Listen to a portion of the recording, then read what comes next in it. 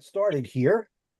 Welcome to Wednesday Night Slides number 74. I forgot to mention last month that as of last month, I've been doing this for 5 years now, believe it or not. It's pretty Time incredible. has flown. Yeah. Let me mute everybody here and we shall get underway. We've got a variety of things scheduled for tonight. Three items.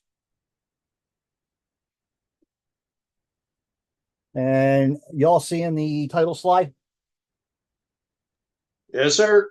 All right. Yeah. As usual, if you got any comments or questions during the show, feel free to unmute yourself, jump right in, and then mute yourself once you're finished. We're going to start off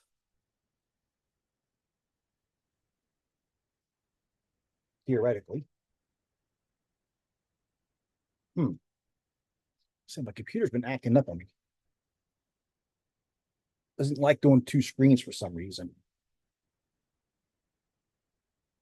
Oops. Now it's doing. There we go. We're going to start off in Western New York State. A trip I took earlier this month. We're still in April. The primary goal was to do a night photo session on the Livonia, Avon, and Lakeville, which is that number 3 is in the upper right there. Lakeville is actually underneath the 3. From there, we're going to head. Actually, we drove to Olean first, at the very bottom of the screen. Did some stuff in Olean, went up to Lakeville. And then after Lakeville, the next day, we went over to Gowanda, over on the far left there, to do the New York and Lake Erie. From there, up north to the Buffalo area, did a night shot in Williamsville. You'll see that in a little bit here.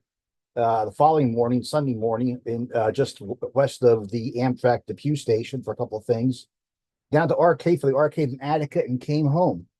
So the first stop was in Olean. The New York, Western New York and Pennsylvania has got these spiffily painted GP15-1s now. Here we see the locomotives. I believe they are on the original Erie crossing over the original Pennsylvania Railroad. The Pennsy line is not used for a whole lot anymore. You can see they're lifting one of the rails. Pretty gloomy morning, a little bit of rain. We were hoping they would run somewhere, Salamanca or somewhere. But they did some switching at both ends of the yard. The diamond's at the far end of the yard here. This is the west end. Got them switching here and there. And the next thing you know, they're putting the engines away for the day. So much for that. Headed up to Lakeville. The Livonia, Avon, and Lakeville is celebrating its 60th anniversary this year. And the Rochester and Genesee Valley Railroad Museum teamed up with them to do a night photo session as part of the 60th anniversary events. So here we see 2 of their locomotives parked out front of the Lakeville engine house. We did a variety of angles. You can see we had a little bit of rain, a few raindrops got on the lens here. We had 4 of their locomotives out there, including this Chicago Belt Railway locomotive we see dead center. That's Otto Vondrak on the ground there, swinging the lantern. Managing editor of Railfan now and past president of the Rochester and Genesee Valley Museum.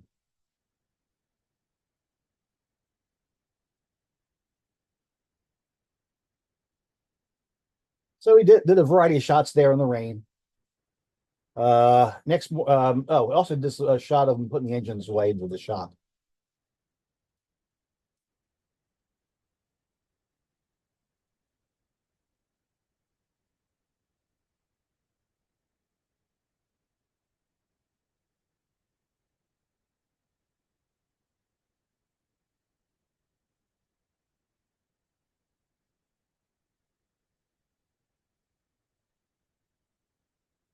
Trying to get to my notes, and my notes page isn't coming up here.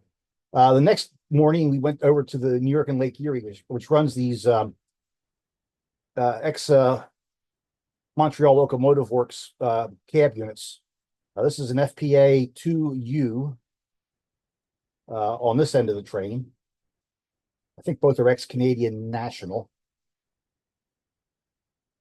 And they run from Gowanda. They ran down to South Dayton on this day.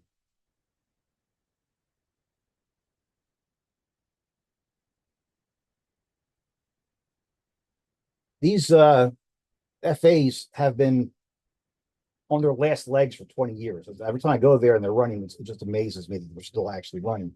Here they are coming into South Dayton. And they ran around the train and put FPA 4 on the point for the return trip.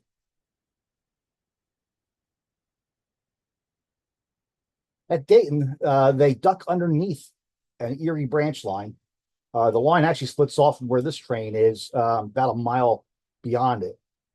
It makes a big loop and gains elevation and crosses over the tracks here. So we're on top of what is essentially an overpass, but it looks like a tunnel. And the next trip we were down at ground level, same location, but from ground level this time.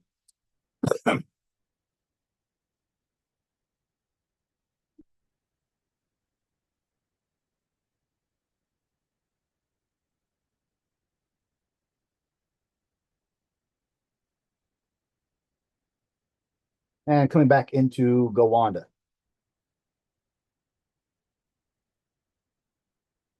Up to Williamsville, they got this Lehigh Valley SW8 on display next to the depot that's been restored. Really nice display, and the headlight even works. They light it up at night. So we did some night shots here. And then went over to Tonawanda. The depot there is also a museum, and they have the Tonawanda Island switch locomotive there.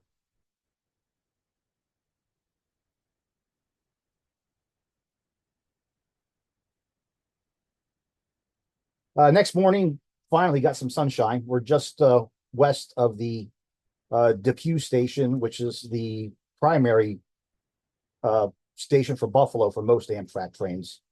Eastbound CSX train coming. As you can see by the milepost, we're 433 miles from Grand Central Terminal in New York City.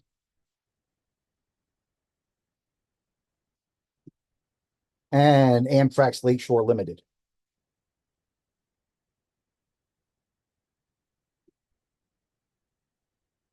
And they're down to the arcade in Attica. They're running Easter Bunny trips, and they needed 2 sections to do it. They took basically half their train set up to their station at Courier's, let those folks visit the Easter Bunny. While they were doing that, the second section left in Attica about an hour later and came up. And when it got there, the first section left and went back down again. The first sections here is being led by their 65 tonner. Arcade in Attica, when it dieselized, purchased a pair of 44 tonners. Both of those have been retired, but they've kept the tradition alive with small center cab GEs. This is coming into Courier's where the Easter Bunny was hanging out. And then an hour later, here comes the second section leaving Arcade. And this is being led by an 80 tonner. The snowplow is on display just outside of downtown Arcade.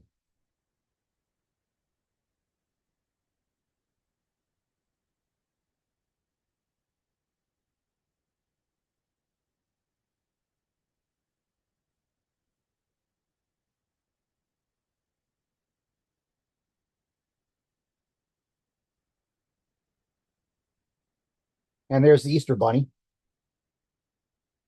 The first section is now ready to leave back down south again, sitting there next to the Easter Bunny. And here comes the second section north for the meet.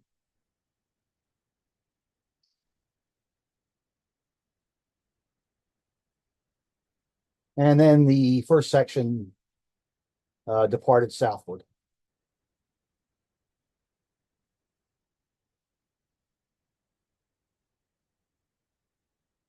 That stop ahead sign in the middle of the field, I think, is for a snowmobile trail that crosses the tracks. I think. It's a pretty random sign to have out in the middle of the field.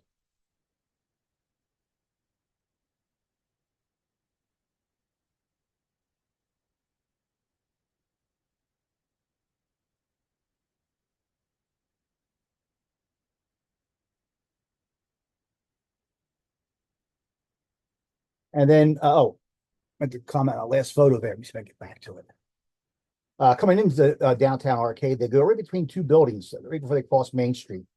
And on one of the buildings is a mural that has their 280 steam locomotive painted on the mural there on the wall. And then they pop out from between the buildings.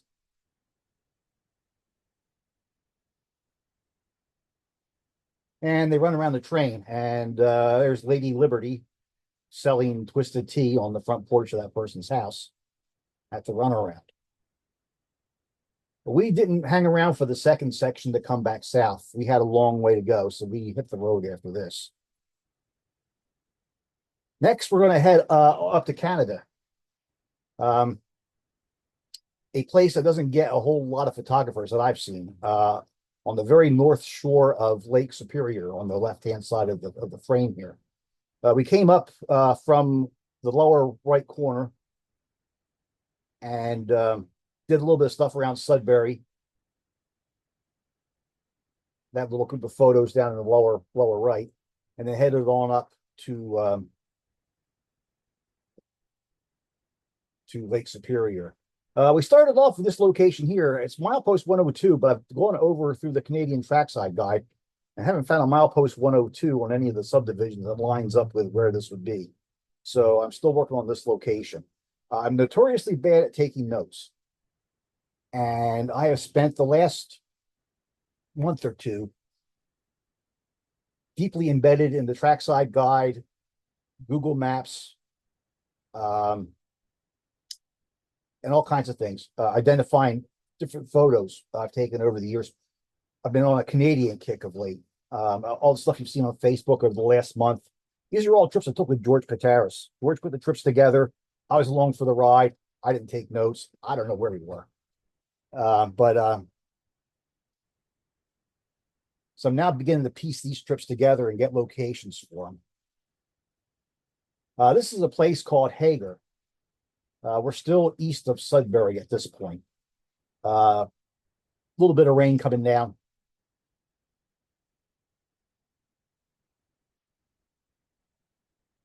A couple of SD40-2s. When I first encountered the Canadian Pacific, it was in the CP rail years. 1986 was when I first really saw it big time. And back then, everything was SD40-2s. To the point where you almost got tired of them. There's every train, SD40-2 on it. Now, to get an SD40-2 leading the train, that's way cool. This locomotive here is lettered for the short-lived CP subsidiary, St. Lawrence and Hudson. We did stop off and see the Huron Central. Got it at a place, I believe this is like my notes aren't coming up. I can't get my computer to work right. I believe this is a place called Erie. I'm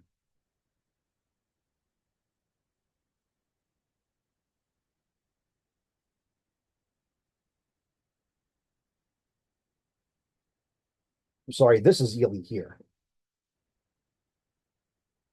And I know this only because I asked George Kataris, who checked his notes and told me this was Erie.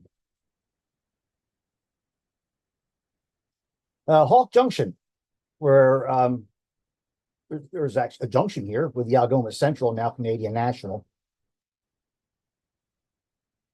Inside the depot is a waiting area and I guess a small museum. While we were here, the Algoma Central, now Canadian National train, made its stop.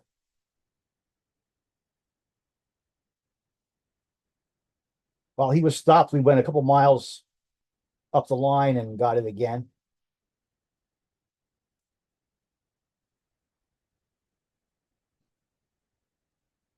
And then we're in White River. This is where VIA has its rail diesel cars that take off from that come here from Sudbury through a very remote area, away from the highways, back in the woods. We had done the Bud cars on a previous trip, so they weren't part of this trip here. we were pressing on to the top of Lake Superior. Along the way, we saw a few of these. The Vancouver Olympics had just happened earlier in 2010. We're in May 2010 here. And Canadian Pacific had painted a few of their locomotives in tribute to the Vancouver games. You'll see a few of these as we go through. Now we're getting up into the Northwoods.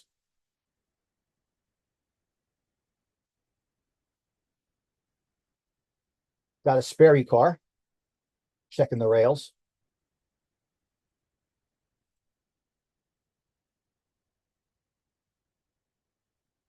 And this was still full of searchlight signals. I don't know if that's still the case or not. But when we were here, the whole line was signaled with these really cool searchlights. End of the day, sun's beginning to set. It's getting dark.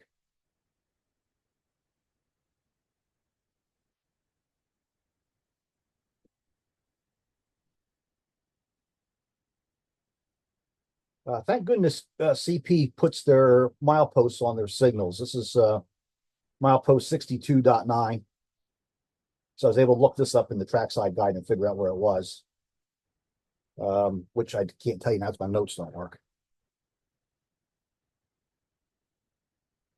This guy was up early, taking care of business. And we're in mid-May here. And as you can see, spring comes pretty late this far north.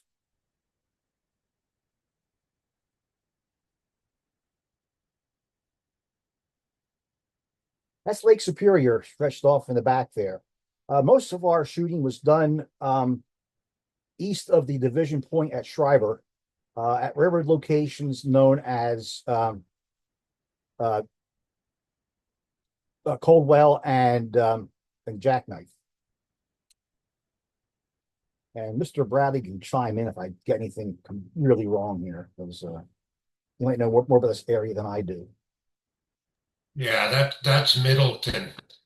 Middleton? Okay, that's not even the location I had noted. And that's the bridge over the oh Christ, the Little Pick River. Little Pick. You'll see a different angle of that a little bit later on here. Yeah, you'll see that bridge again. Twisty Railroad, rugged scenery, really a neat place. I found this little monument somebody had built up on the rocks. It's only a few inches high.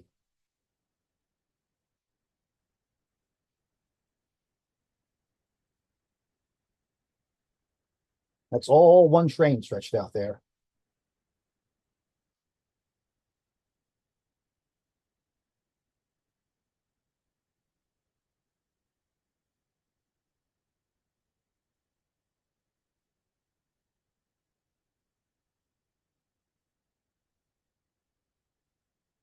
This is a small tunnel we found near Nays, I believe. Yeah.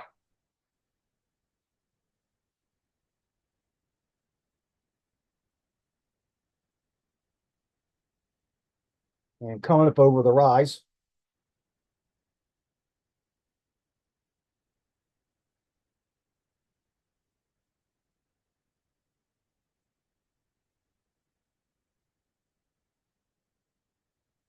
and this is the division point at Schreiber.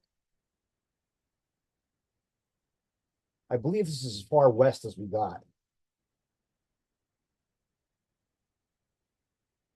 Uh, Interesting crewman getting off the train.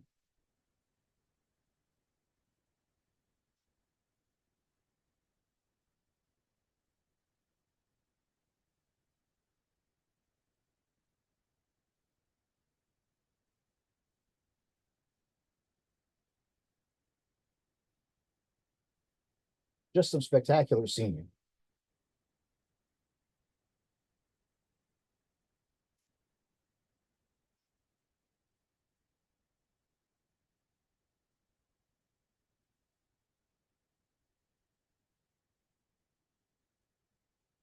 At Cavers, there had been a derailment there a few months earlier, and some of the wreckage was still down in the lake at this point.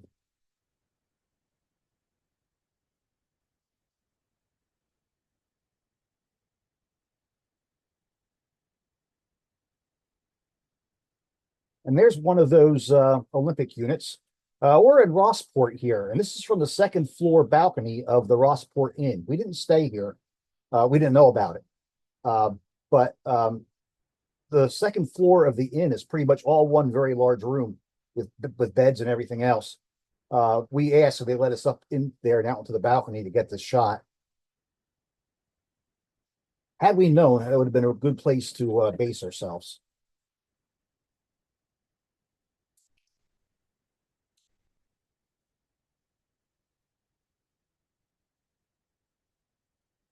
This is at Jackknife. Searchlight signals again. Jackfish. It's Jack, Jackfish. Jack Fish. Okay, thank you. I knew it was Jack something. I didn't have my notes in front of me. Jack Fish. Exactly. Thank you, Steve. This is going to be a rough night. A lot of climbing on this trip. We did a lot of rock climbing.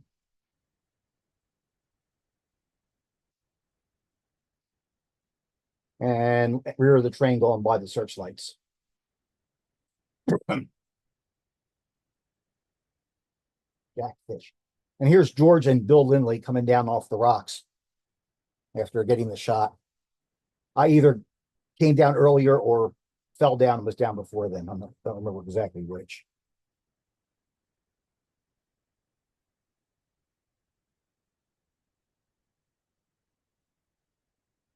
And towards sunset.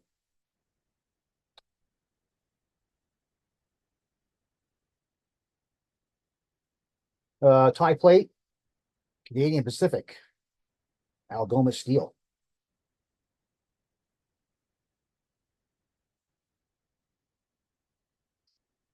We had walked into Mink Tunnel from Jackfish, and there's Bill Lindley behind the slide fences, trying to figure out how to get out. And here's a train coming around the big curve leading into Mink Tunnel. This angle here had some issues between the slide fence and the wires. It was kind of tough. There's a spectacular view way up the hillside here, but it's a very, very dangerous climb, and none of us were in the mood to break some bones. So we got one train there, then came back down to the more tame ground level shot. Mink Tunnel, as you can see, is not very long. The sign had been knocked over. It was broken in half. I found it on the ground, so I set it back up again and properly labeled the location.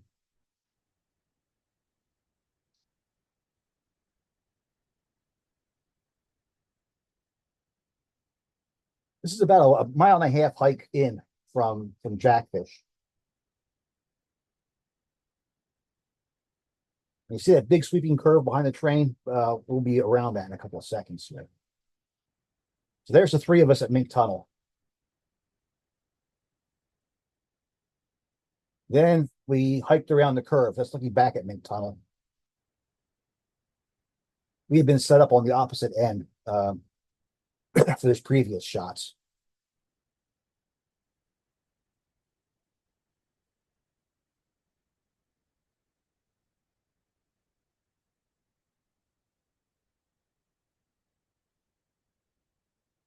Started hiking back out again.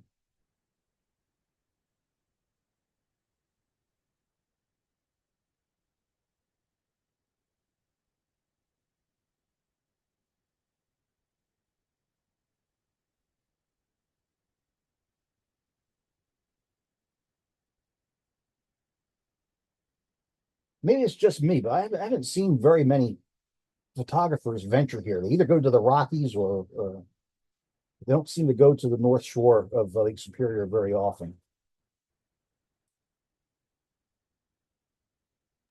Yeah, one of the reasons you got to work so hard at it.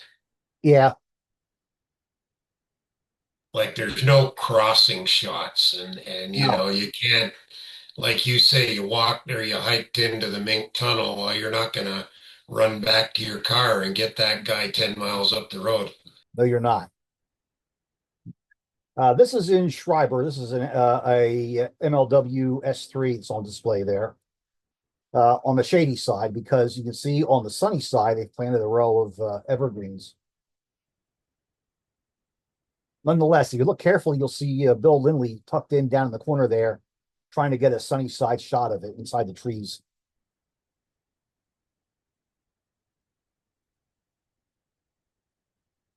Back at Schreiber at the division point.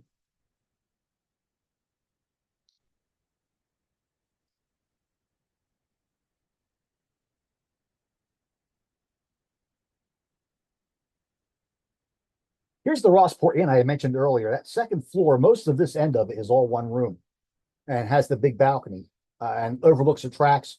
It would be a tremendous place to stay if you're rail fanning in the area. And here comes a train into Rossport and going by the inn.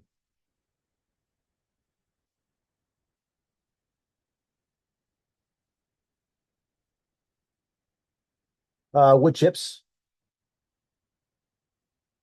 Wood chip cars look a little bit ungainly. Kind of strange looking. More climbing, more cliffs. Next day, it was pouring rain, just absolutely pouring rain. We're at Caldwell Siding here. And to take shelter, the three of us would hide in the shim shack until a train came, just to try to stay somewhat dry.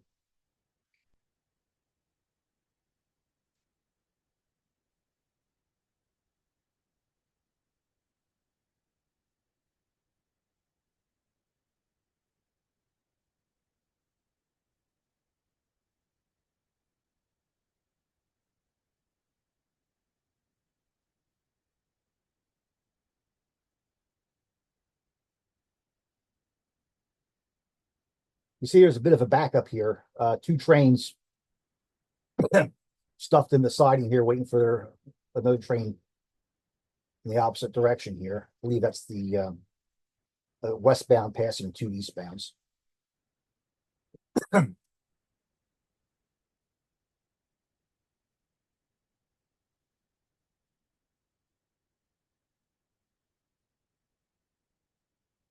There's George trudging back to the car, soaking wet.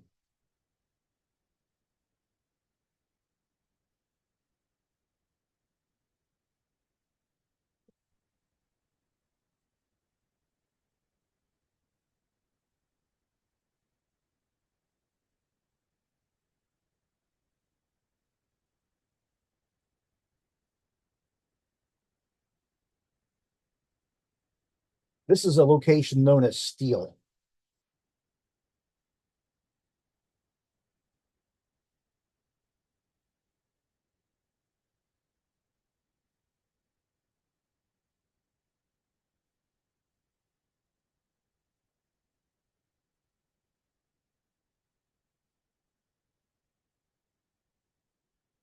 Another meet. So you see, it's still gloomy, still raining. And this is Terrace Bay.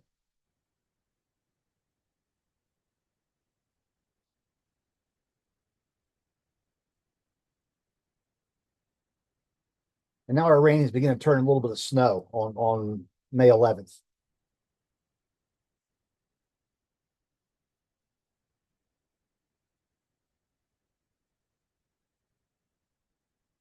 There's that Little Pick River Bridge from this, a scene from the highway.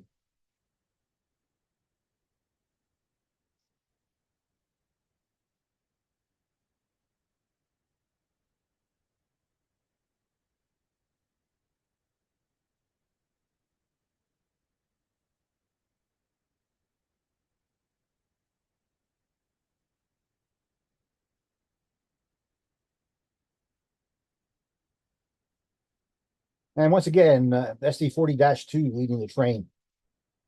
This one in the CP Rail dual flags paint scheme.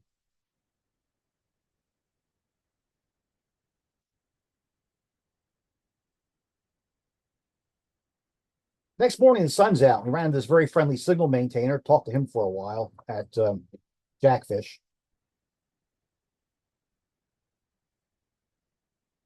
And then he went to work.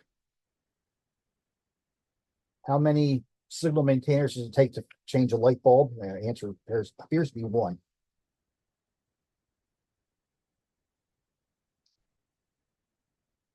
Here comes a train into Jackfish, but he's not going to get very far. The maintainer's got his truck parked there.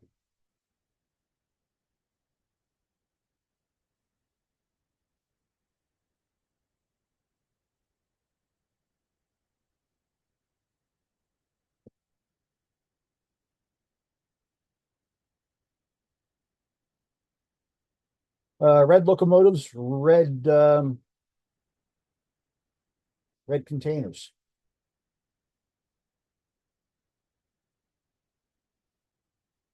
I believe that's the Steel River Bridge. Lease units, or one unit. One with a CP unit.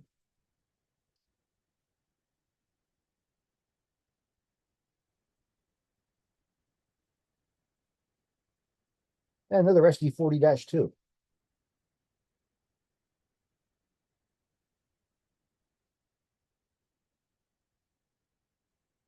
There's the Steel River Bridge.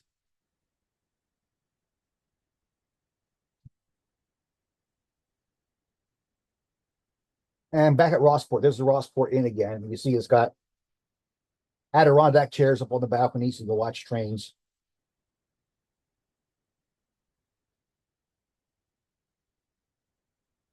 Going past the mile board for Schreiber.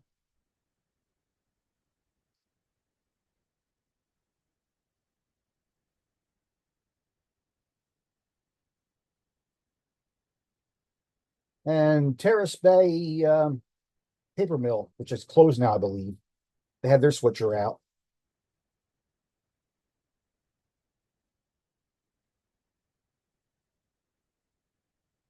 Another Olympic unit.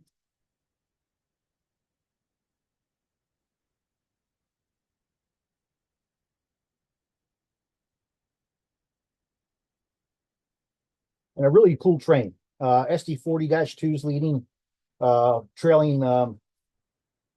leading a string of boxcars. Pretty cool. And anymore, it's these modern toasters with containers.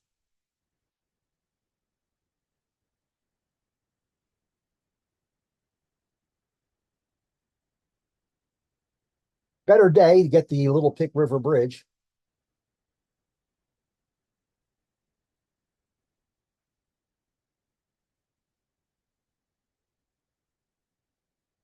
And I believe we're heading back for home now. I think this is White River. Working our way back east.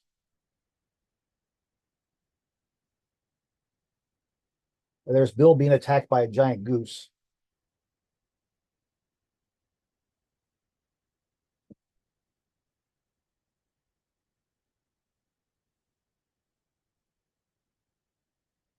This is the station in Spanish, Ontario.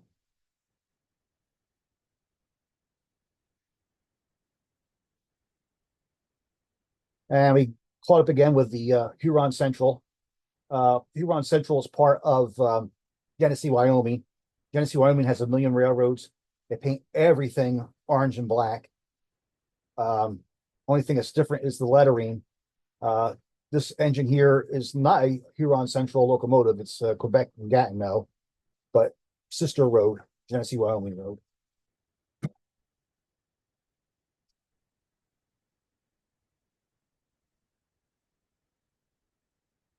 Did a little bit of chasing with that.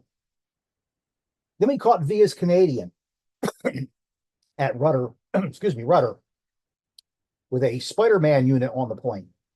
Unfortunately, its beautiful all Bud stainless steel consist was broken up by that sightseer car on its way to the West Coast, right behind the locomotives.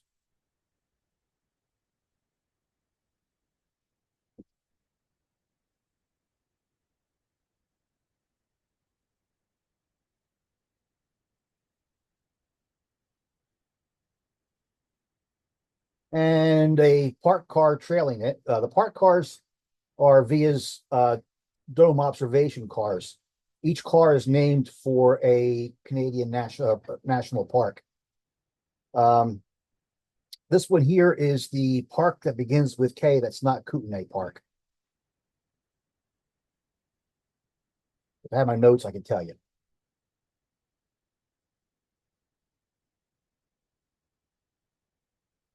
And leaving Sudbury Junction.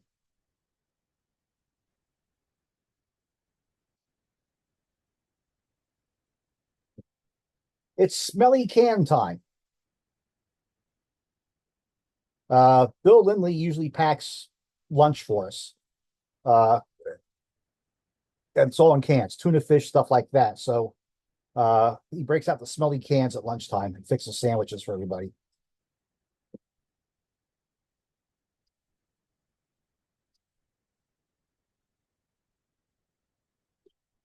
Yeah, Kokanee Park. Thank you, Bob.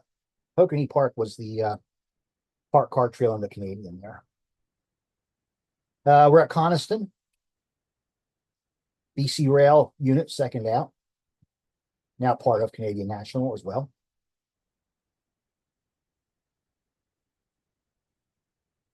Coniston looking the other direction. Once again, a little bit of rock climbing to get up here.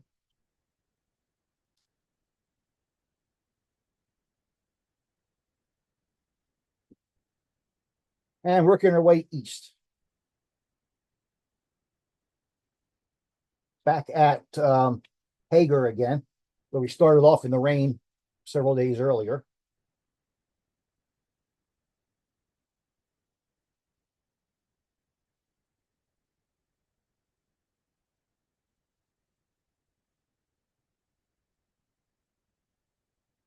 And some glinty light as we get towards the evening here.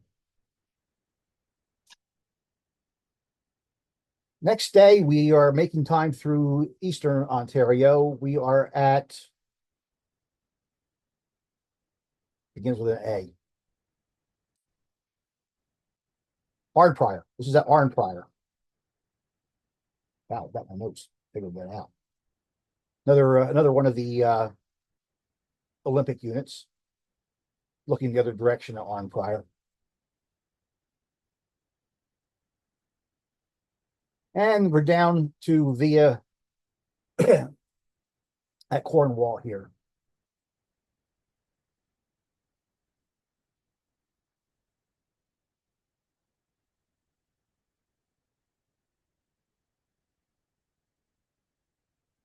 Here comes a train with all stainless steel cars built by Bud in Philadelphia.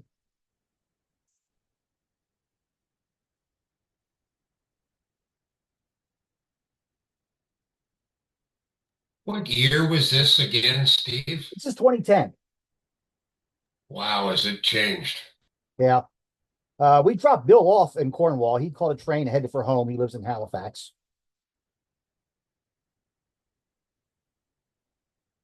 And George and I caught one more train on our way back to his place in New Hampshire. I'll need to figure out where this one here is at some point.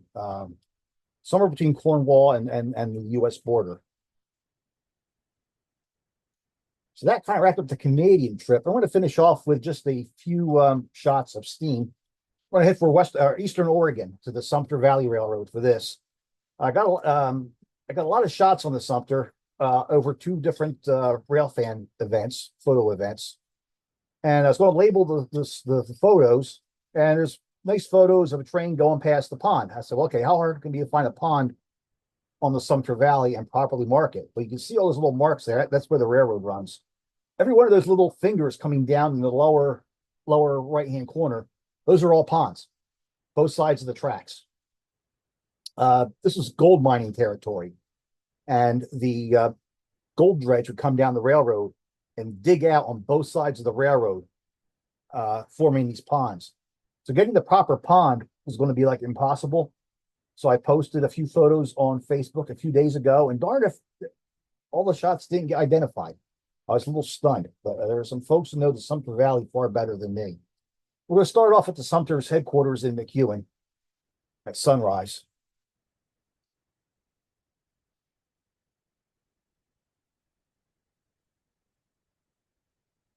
And away we go with our photo freight. A narrow gauge, 3-foot gauge, 282 locomotive.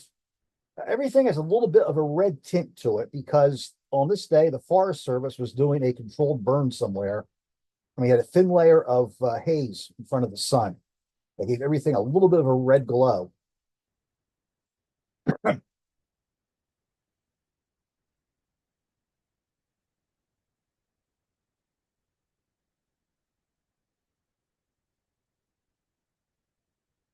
Their other engine is this narrow gauge Heisler, which will not smoke. It's a wood burner, impossible to make it smoke for the run bys. It kind of just, and it doesn't make a lot of noise, kind of just drifts by during the run bys.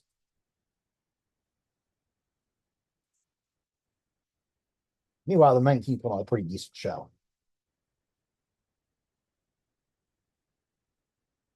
Here's one of those ponds.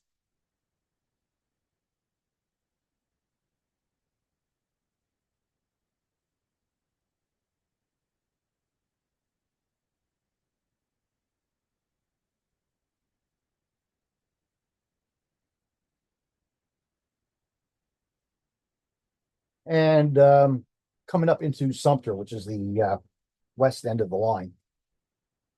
Both of our trains pose there.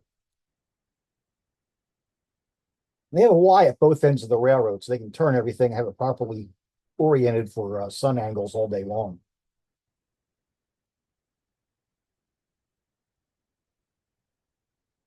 The 19 does not burn wood. That wood's for the it's for the Heisler.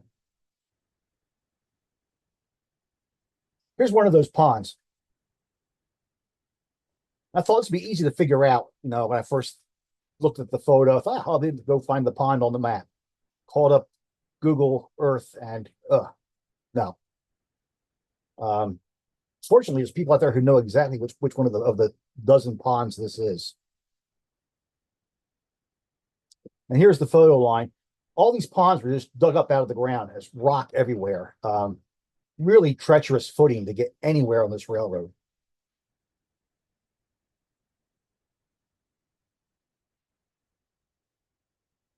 But you're on the south side of the tracks here for all the photos. Those mountains off to the north make a real nice backdrop for everything.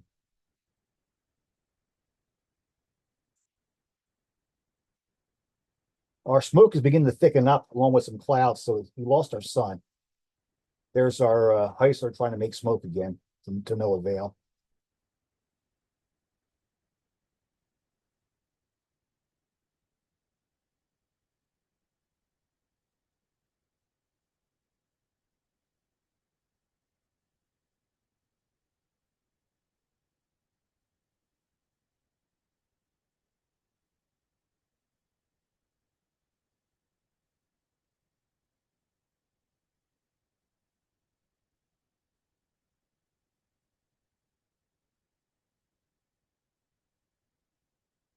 I did a second photo charter up here in the winter about 6 years ago.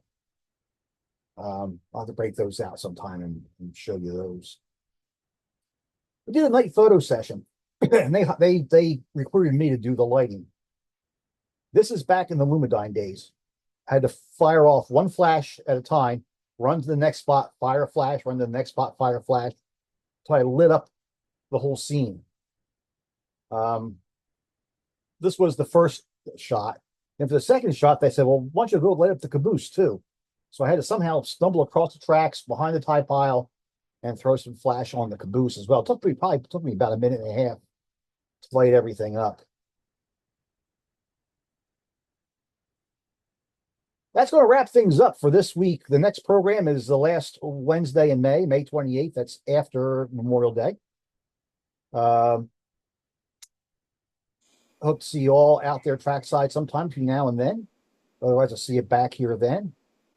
And I will shut down the program for the YouTube edit at this point.